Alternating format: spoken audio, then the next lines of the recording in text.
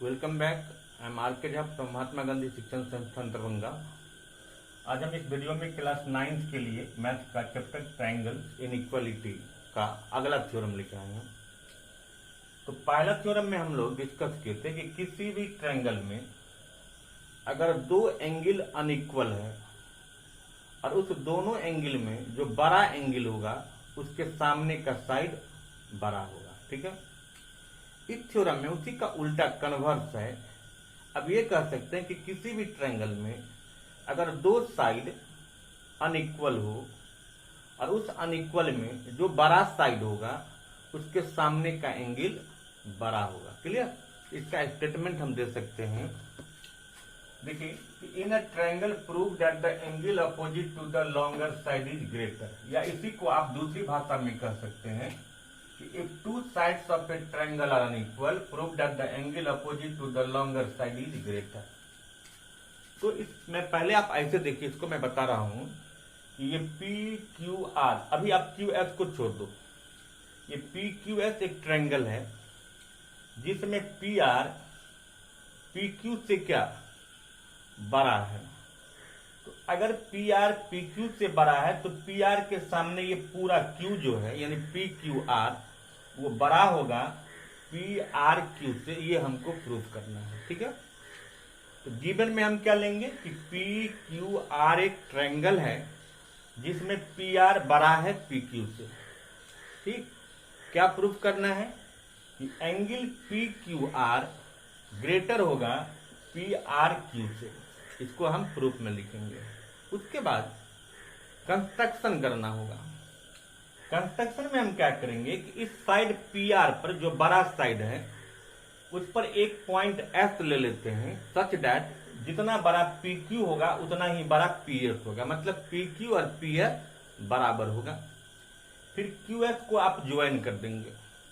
तो जब Q S को हम ज्वाइन कर देंगे तो पी क्यू एस एक स्पेशल ट्रायंगल बन जाएगा, एक आइसोसेलेस ट्रायंगल बन जाएगा जिसमें पी क्यू और पी एस बराबर है। और हम जानते हैं कि किसी भी ट्रायंगल में इक्वल साइड के सामने के एंगल बराबर होते हैं। तो जब पी क्यू एस में पी क्यू और पी एस बराबर है तो पी क्यू के सामने एंगल 2 और पी एस के सामने एंगल 1, ये एंगल 1 और एंगल 2 क्या बराबर होगा। ठीक है, लेकिन आप देखिए कि ये जो आप क्यू एस को ज्वाइन किए तो यहाँ एक और ट्रायंगल बन गया ना क्यू एस आर, और क्यू एस आर का ये एंगल 2 जो है एक्सटीरियर एंगल बन गया। और किसी भी ट्रायंगल का एक्सटीरियर एंगल जो होता है वो अपोजिट इंटीरियर से बड़ा हुआ करता है। इसीलिए 2 3 से क्या इवन 4 से भी बड़ा होगा, 3 से क्या बड़ा है। तो 2 और 3 में कौन बड़ा है? 2 बड़ा है। आप ये मत समझना कि 2 और 3 में 2 बड़ा, मैंने इसका नाम रखा है 1 2 3, इसका मैग्नीट्यूड नहीं देखना है। 2 बड़ा है 3 से, जब 2 बड़ा है 3 से और 2 के बराबर 1 है तो फिर 1 भी क्या होगा 3 से बड़ा हो गया। तो 1 बड़ा हो गया 3 से। 1 तो अकेले 3 से बड़ा है, और 1 में अगर आप कुछ और जोड़ दोगे एंगल 4 तो वो महा बड़ा हो गया, यानी 1 + 4 एंगल 3 से। तो 1 + 4 मिला के ही ना पी क्यू आर बनेगा, और 3 का नाम ही पी आर क्यू हुआ। इसीलिए कहा जाएगा कि P Q R P R Q से क्या बड़ा है। ठीक है, तो इसको कैसे लिखेंगे? देखिए, इसको मैंने लिखा, ये तो स्टेटमेंट हो गया। गिवन में आप क्या लिखोगे? ये एक ट्रायंगल है पी क्यू आर जिसमें पी आर बड़ा है पी क्यू से। क्या प्रूफ करना है कि पी क्यू आर बड़ा होगा पी आर क्यू से। कंस्ट्रक्शन कर लेंगे, take a point S on R P R such that P Q बराबर पी एस। यूएस को ज्वाइन कर देना है। पहले हम पी क्यू एस में क्या किए, दिखा दिए कि पी क्यू पी एस के बराबर है, इसीलिए एंगल 1 एंगल 2 बराबर होगा, क्योंकि हम जानते हैं इक्वल साइड के सामने के एंगल बराबर होता है। ठीक है, क्यू एस आर का एंगल 2 क्या है? एक्सटीरियर एंगल है, और एक्सटीरियर क्या अपोजिट इंटीरियर एंगल से बड़ा होता है। 2 क्या हो गया 3 से बड़ा, पर 2 के बराबर 1 है, इसीलिए 1 भी क्या 3 से बड़ा हो गया। तो जब 1 3 से बड़ा और 1 में आप 4 जोड़ दोगे तो बड़ा ही रहेगा, और 1 और 4 मिला के ही क्या पी क्यू आर बड़ा हो जाता है पी आर क्यू से। क्लियर? तो इस तरह से आप इस थ्योरम को देख सकते हैं। एक थ्योरम और बताते हैं। अब ये थ्योरम 3 है। थ्योरम 3 में कह रहा है कि prove that of all the line segment that can be drawn to a given line from a point not lying on it, the perpendicular line segment is the shortest। मतलब जैसे एक line है A B, ये point P है और ये point P इस line पर लाइन नहीं कर रहा है, तो पॉइंट पी से हम जितना भी लाइन खींचेंगे उसमें जो परपेंडिकुलर लाइन होगा, वर्टिकल लाइन होगा, जो 90 डिग्री होगा, एल्टीट्यूड बनाएगा, वो लाइन सबसे छोटा होगा। ये हमको प्रूव करना है कि ओवरऑल ये आउट ऑफ पीएम और पीएन में पीएम छोटा है पीएन से, ये हमको प्रूव करना है। क्लियर? तो देखिए हमने गिवन लिखा है कि A line A B and a point P और साइड इट, पीएम परपेंडिकुलर है ए बी पर, एन जो है एक पॉइंट है ए बी पर बट अदर देन एम है, और हमें प्रूव करना है कि पीएम पीएन से छोटा होगा।